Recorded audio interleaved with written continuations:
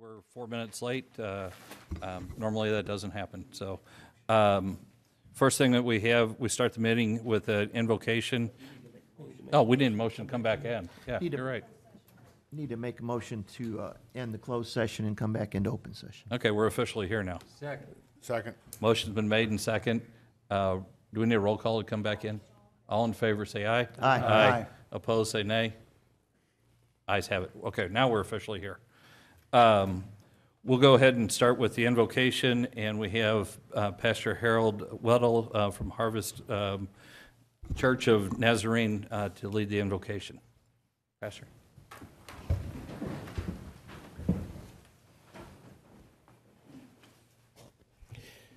Our God and my Heavenly Father, I want to thank you for the institution of family, church, and government. I believe when these three work together, we have a better and safer community. I believe you have raised up these leaders to give guidance to our county.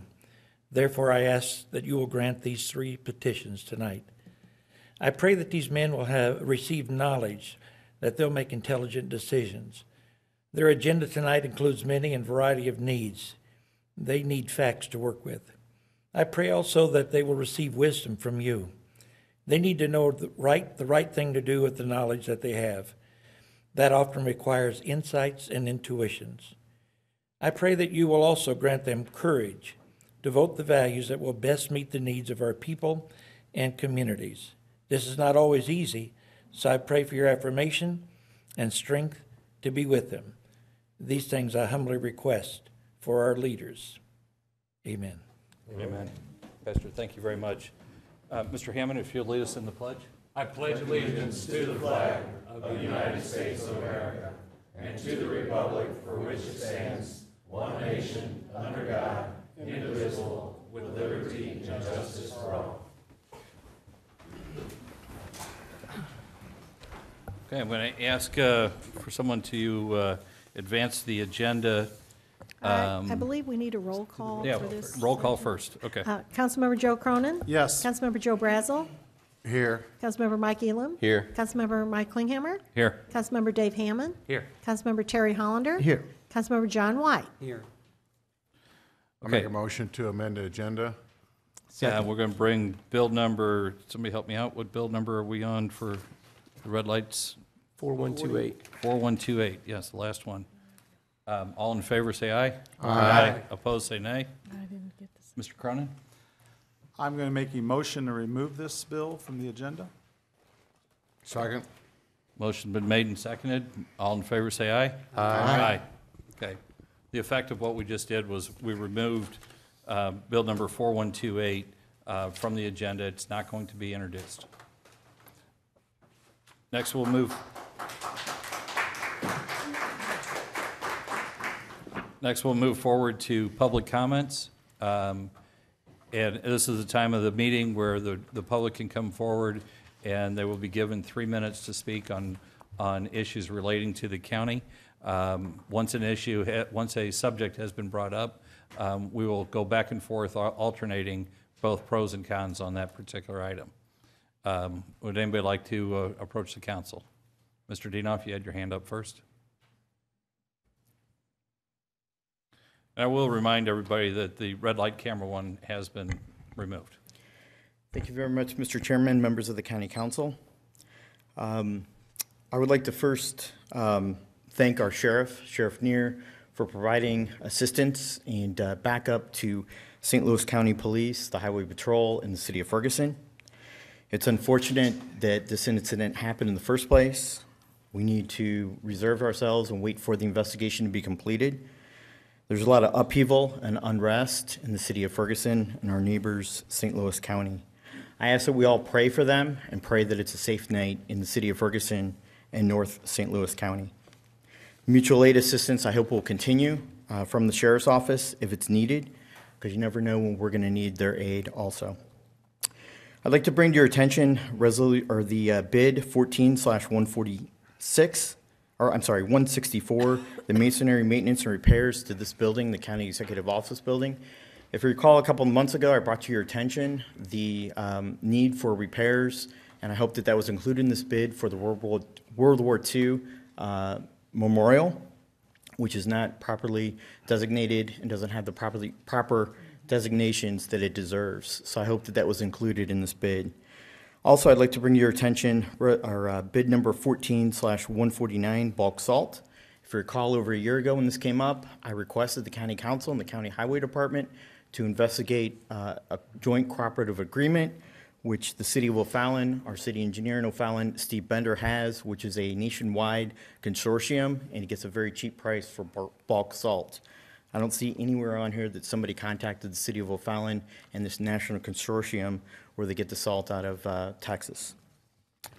If you recall, at last meeting, I asked that you divulge through various public information requests the $300,000 settlement with Marge Muffler, the former election authority finance manager, the fired 64-year-old outstanding public servant with high credentials and an impeccable work ethic, and an employee file that was untarnished.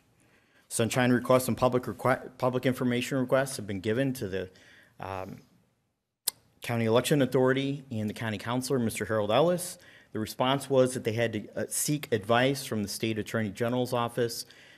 I don't understand what we're hiding. This is public tax dollar monies that we're talking about, and it needs to be divulged fairly to the public. The public has a right to know, the right of disclosure, and the right to know all the facts involved. Also, you gave a settlement to 3 people in the amount of $300,000 to Marge Wiedemann, a fired 60-year-old employee, Kathy Fry, a fired election authority employee, and Charlene Lohman. All these need to be divulged and disclosed to the public. Show some compassion, show transparency, and show good, decent, and true government by disclosing all the information on the settlements, and also the 10 attorneys that you employed that represented Mr. Krismer. I think it's fair to the public that we have a right to know. Thank you. Thank you. Mr. Dienoff has brought up several different subjects. If anybody would like to comment on any of those, now's the time. Okay, any other subjects? Yes, sir. Hello, Council. My name is Dan Hyatt, and I wanted to thank the Council for their decisions on the revenue cameras.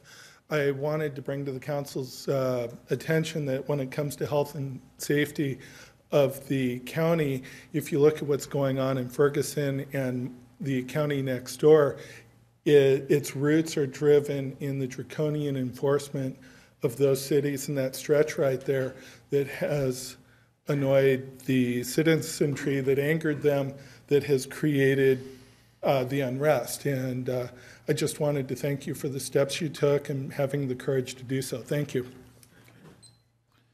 Anybody else that would like to speak on the red light cameras? Yes, sir. Hi, thank you for allowing me the forum, Council. As a resident of St. Charles County since the day I was born, I've been fortunate enough to build a successful business here within St. Charles County, a business that now has a 6-event contract for the next 3 years with the Family Arena. We own Fight Hard MMA. We do MMA events at the Family Arena 6 times a year. Our next event's on August 30th. As a former student at St. Charles West, I had the unfortunate displeasure of being hit by a drunk driver in June of 1979. So there's a special place in my heart for those who are adversely affected by people who consume alcohol and choose to get behind the wheel.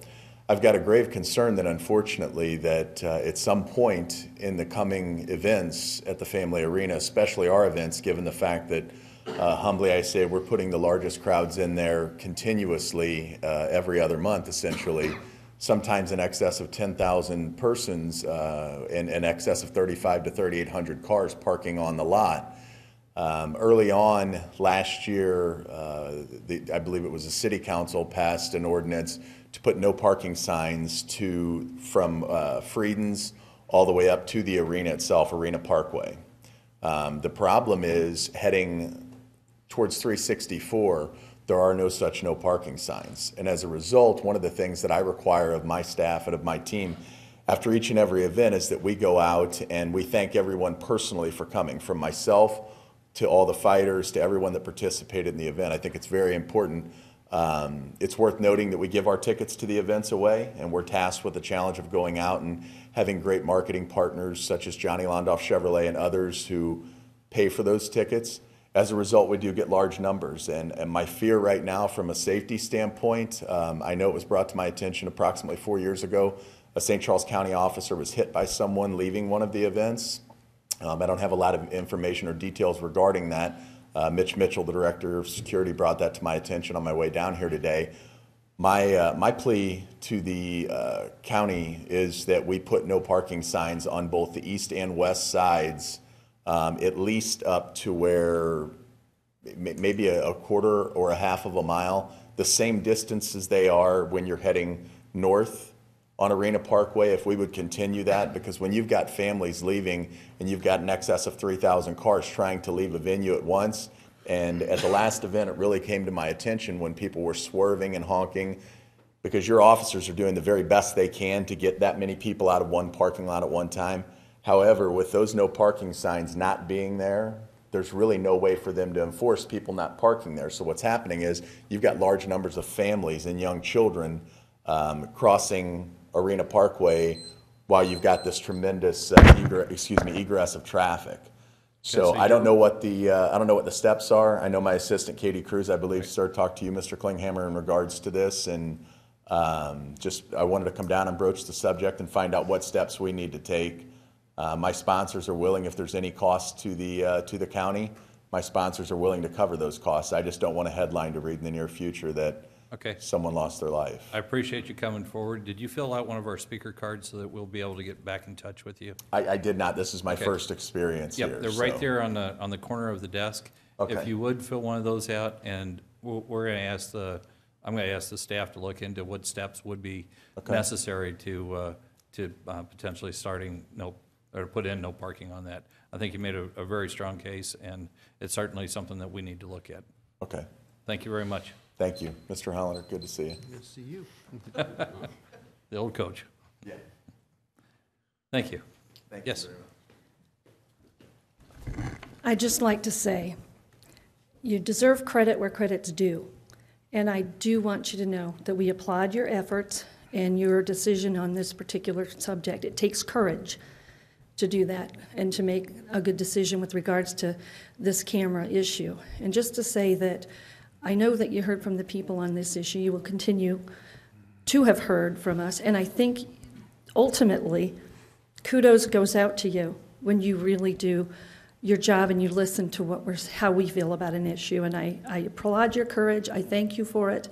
And it shows leadership. So you'll hear from us when we have an issue, but it's only fair that you should also hear from us when you do something that's noble and you do something that's right, and you listen to the citizens of St. Charles County. So thank you tonight. I applaud you. Thank you. Thanks. Okay, do we have any other people that would like to come forward and speak? Yes, Terry. You'll be next.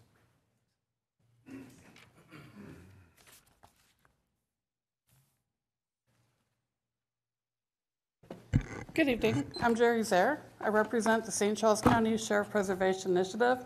No, it's not a done issue. I'd like to continue off what she just said. We applaud you when you do the right thing, when you listen to the people. Last week, I turned in 416 pages of signatures, petitions, from the citizens of St. Charles County, asking you all to do the right thing about keeping our St. Charles County Sheriff's Department, intact. If you listen to the people, there's over 1,000 people here from each of your county council districts. Now, if these people would have sent you an email, if they would have called you, you'd have paid more attention. I will have these on display tonight. I will welcome you to look through these. These are your constituents. It didn't matter if we turned in 800 pages, 900 pages. It didn't matter if we turned in 10,000, 20,000, 30,000 signatures, because I finally found answers as to why the St. Charles County Election Authority cannot give us a firm number as how many signatures that we needed. We found a discrepancy, 4 of them in the St. Charles County Charter. There's 4 discrepancies when it comes to petition initiative, recall of one of you county council members, a charter amendment, which is what we are attempting to do, and charter repeal. All 4 of those points in the county charter are based on how many people voted for governor by county council district in the last gubernatorial election. What we have since discovered is that information is not recorded at the moment that the ballot is cast at the precinct for governor. What happens, I'm going to use a fictitious precinct A. Precinct A has 500 people registered from County Council District 1 and County Council District 2 each, 1,000 people. If they receive 401 votes for governor from that election, they base it on a ratio of how many people are registered to vote at each county council district. So in this case, they assign 200.5 votes cast from each county council district. So when George Nagel finally received an email from the election authority updating the numbers, from the numbers that were given to the Liberty Project a year ago to what George Nagel received this year, the numbers not only changed, same election, these numbers shouldn't be changing. They increased by over 2,000 signatures required, or 20,000 voters casting a vote at the ballot. County Council District 7, the numbers for our target, they went down by over 700 voters, which would be 700 signatures, which would represent 7,000 fewer voters in your district. County Council Districts 2 and 3, those went up by over 1,100 signatures required, which would be 11,000 more voters from each of your districts. There's a huge problem, a discrepancy between the county charter and how the election authority is recording the ballots cast. Thank you, Mrs. So we just invalidated 4 sections of the county charter, and I think the people should be aware of that. Thank you.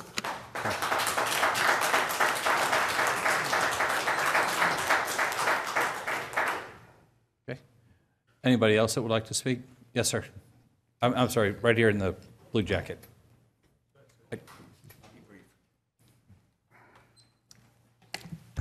Good evening. My name is Scott Sacco. I'm a real estate broker with Keller Williams Realty West.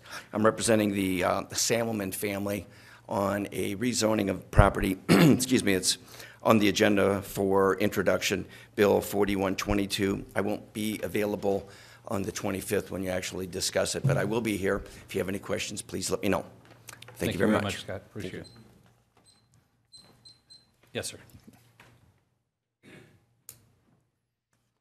Hi, my name is Robert Percival, bill number 4123. This is a variance for put up a pole structure on my property about 2 years ago. I've lived on this property since '94.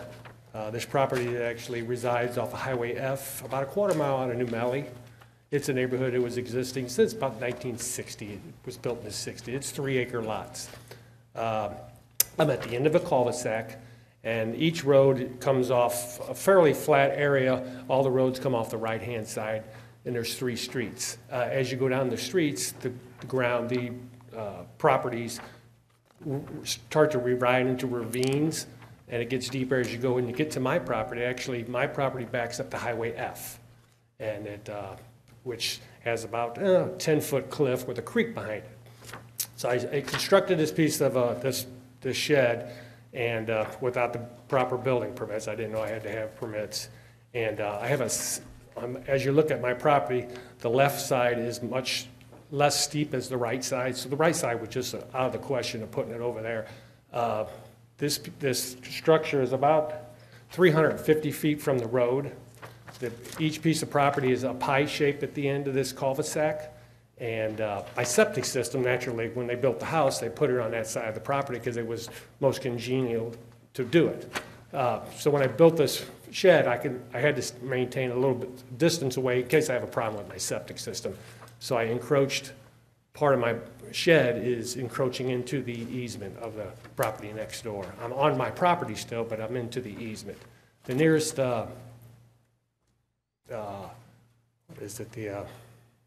electrical box, the big transformer, is probably about 50 feet from the point of where the property starts at the top of the hill, and this structure is probably 200 feet below that. Okay. And the property probably falls off about 80 feet from the top of the hill to where the actual shed is.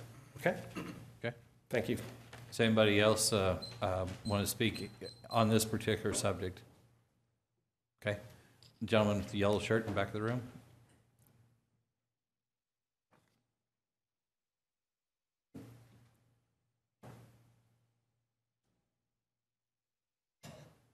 Good evening. I'm Earl Lewis, and I'm talking about the preservation of the sheriff. I was involved in getting signatures for this. I got 400 names of people, and we talked about it. And the biggest thing that I heard was misunderstanding. What they thought they were voting on was a name change. We're going to change it from the sheriff to St. Charles County Police. They didn't realize we were giving up the right to elect our sheriff and keep it as it was. And I know we've got many, many people that sign. If I would have had more time, I would have gotten many, many more. But the consensus of what I'm hearing from the people is they would love for this to come back on the ballot again. I know it passed by 1%, but there was a great deal of misunderstanding. And love to see some discussion and put it back on, and let's make sure that the people understood and understand what they're voting on and see what happens. Thanks. Thank you.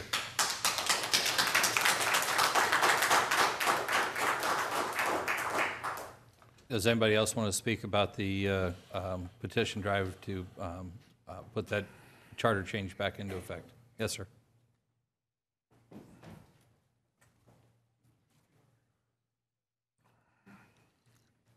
I'm Marvin Stair. I was with 813 Carolyn Jane, O'Fallon, Missouri. I was with the Sheriff Preservation. And I would basically echo what the last couple of speakers said about this. It's all true. The people are, when they find out that they never get to elect that police chief, but the sheriff they're electing is going to be court services only, they immediately wanted to sign a petition. We picked up steam. I was doing well on election day. Unfortunately, we were running out of time. They would like for the council to put this back on the ballot again with correct language, understandable language.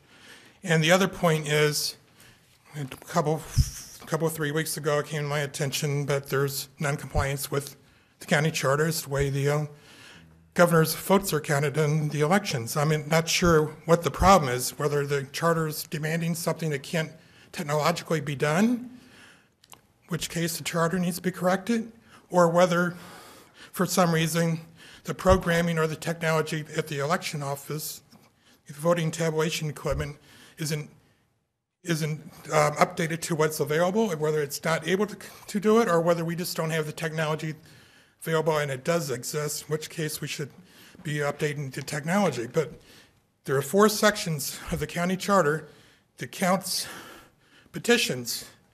Got to be based on 10% per county council district of what voted for governor in the last governor's election, and they're calculating the number based on an assumption they don't have a count. So there's non-compliance with the county charter. 4 sections of the county charter are not being complied with.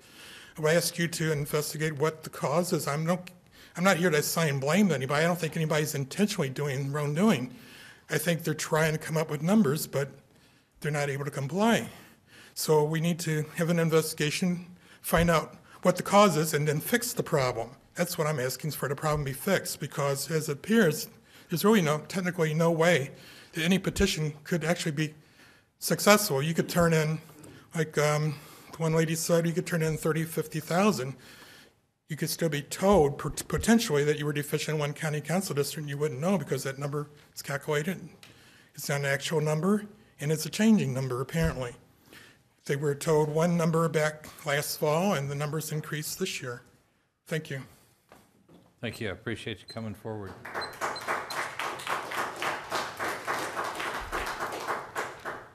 Would anybody else like to address the council? Seeing none, we'll close the public hearing portion of the meeting, and we'll go on to the oral report from the county executive. There's no report tonight. No report tonight? Okay. Moving forward then to the consent agenda. Council members, is there anything that you'd like to pull off of the consent agenda before we pass the balance? Move to accept. Second.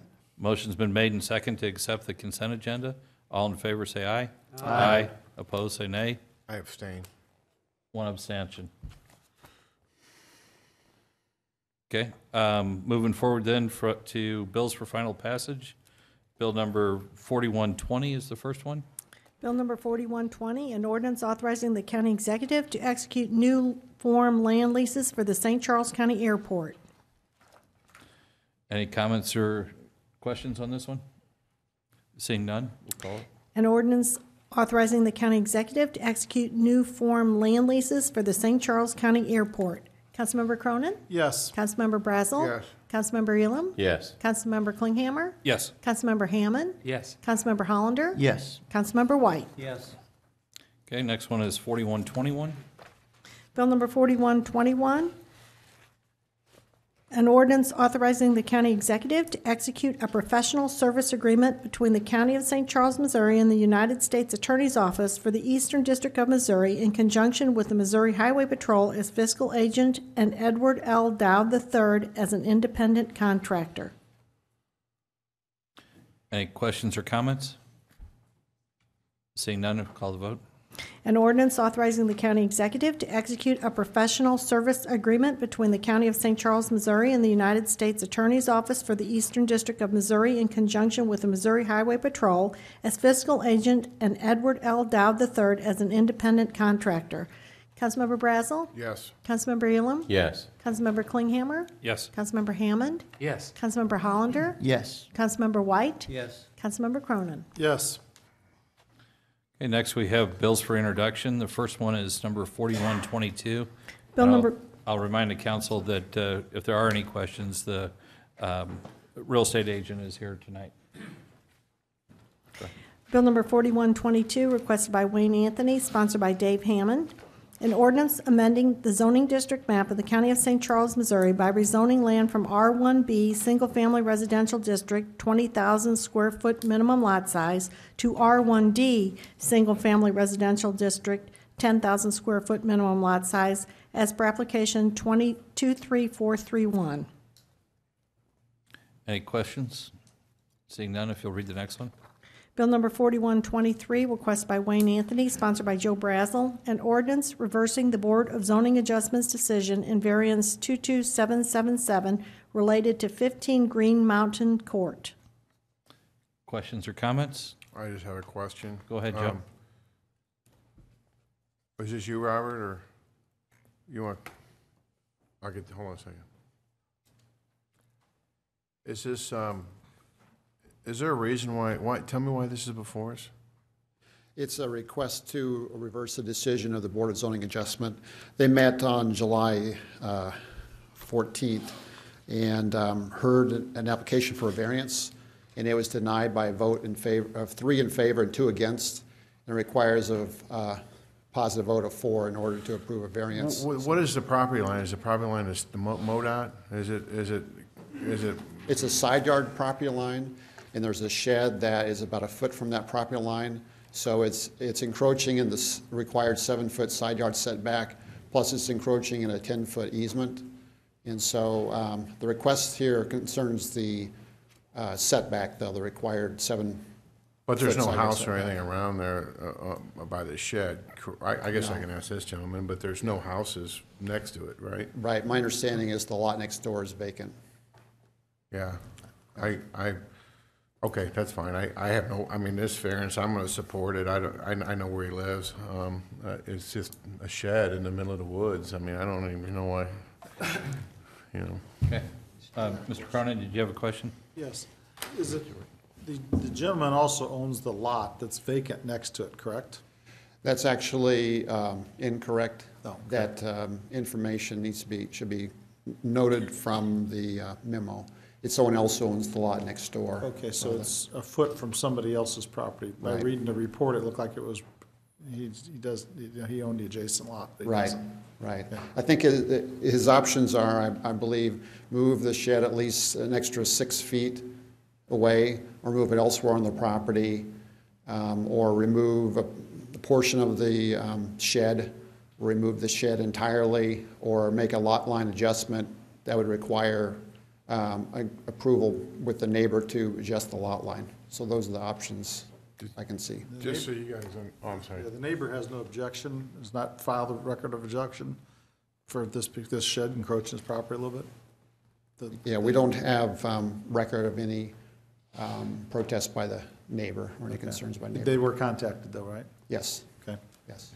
Mr. Hammond? I guess my first concern is granting a variance to allow somebody to place a building on an easement. This is a utility easement, as I understand, or? Correct, yes. And in addition, it kind of restricts the landowner next to him from building anything near that location.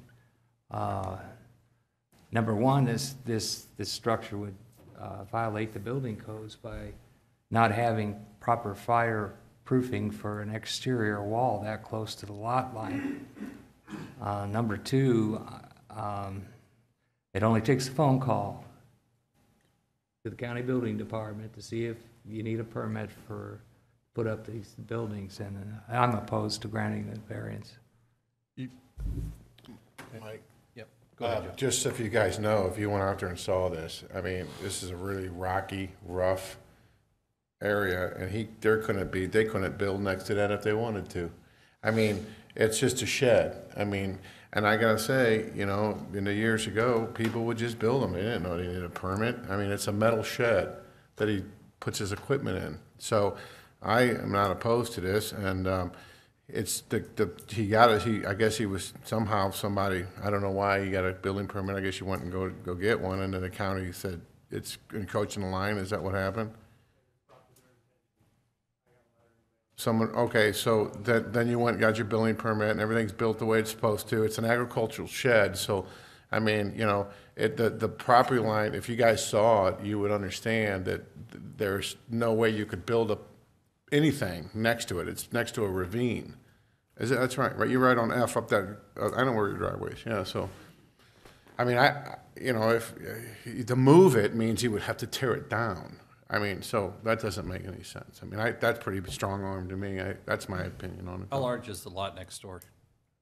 They're 3+ acre lots because of the septic you have to have. So I think the lot next door is just a touch over 3 acres. My property is 4.5. Okay. I mean, that to me comes into play. If you're in a municipality and it's a 1/4 acre lot, then yeah, if you then a couple feet can make a big difference, but. You could bring pictures out and you could see it. I mean, it's or a typo. You could see how rocky and rough.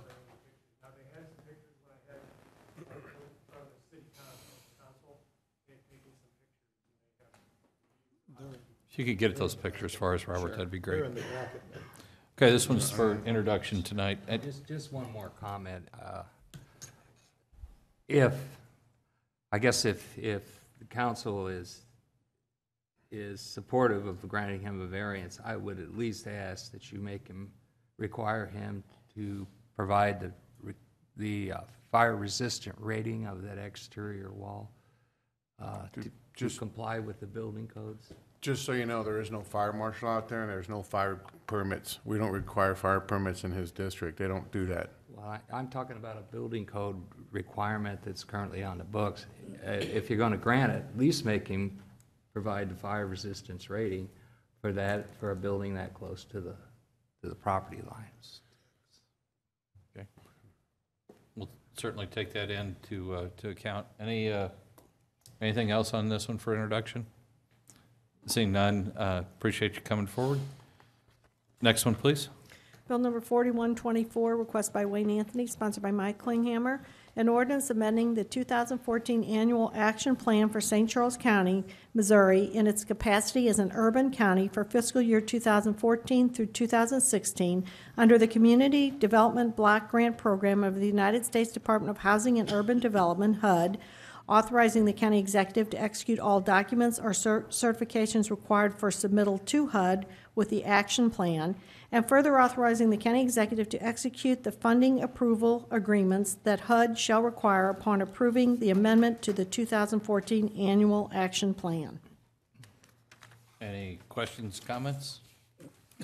Seeing none, read the next one, please. Bill number 4125, requested by Wayne Anthony, sponsored by Mike Klinghammer, an ordinance authorizing execution of 3 agreements relating to St. Charles County's Urban County Community Development Block Grant Program, or Urban County CDBG program, for 2014 through 2016, namely a subrecipient agreement between St. Charles County and the City of St. Peters to operate and run the city's CDBG programs and services, a services agreement between St. Charles County and the City of St. Peters for the city's operation of urban county programs and services, and a subrecipient agreement between St. Charles County and Crider Health Center for conducting a homeless prevention program.